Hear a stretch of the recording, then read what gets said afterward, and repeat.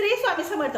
मी आज तुम्हाला सांगणार आहे, ज्या वेळेस आपण रक्षाबंधन झालेली असते ना, आपण भावाला त्याच्या रक्षणासाठी संरक्षणासाठी राखी बांधतो. ती राखी आपण काय करतो, म्हणजे भाऊ काय करतो, 20 दिवसांनी 15 दिवसांनी ती राखी सोडावी लागते आणि टाकून द्यावी लागते. तर काय करतात, भरपूर जण अशी चुका करतात की ती राखी एखाद्या कचऱ्यामध्ये टाकतात किंवा डस्टबिन मध्ये टाकून देतात, निर्माल्यामध्ये टाकून देतात. तसं नका करू. शिव महापुराण कथेमध्ये असं सांगितलेलं आहे की जी आपण आपल्या भावाला जे राखी किंवा रक्षा सूत्र बांधतो, तर ते काय करायचं आहे, सोडून 15 दिवसांनी 20 दिवसांनी जेव्हा सोडणार तेव्हा ते गायीच्या गोठ्यामध्ये बांधायचं आहे किंवा गायीच्या एखाद्या खुट्याला बांधून द्यायचं आहे. असं का करायचं, तर त्याचं रक्षण हे 33 कोटी देव हे गायीच्या गोठ्यामध्ये वास करतात. गायीच्या पोटामध्ये 33 कोटी देवांचा वास आहे. त्या ठिकाणी जर आपण आपल्या भावाचं जो रक्षा सूत्र राखी जी आहे ती सोडलेली ती जर बांधली, तर त्याचं रक्षण गायी म्हणजे ते 33 कोटी देव करतात, असं शिव महापुराण कथेमध्ये सांगितलेलं आहे. तर हे नक्की करा, तुम्हाला चांगला अनुभव येईल, तुमचं रक्षण होईल, तुमच्या भावाचं रक्षण होईल. माझं चॅनल आवडत असेल तर लाईक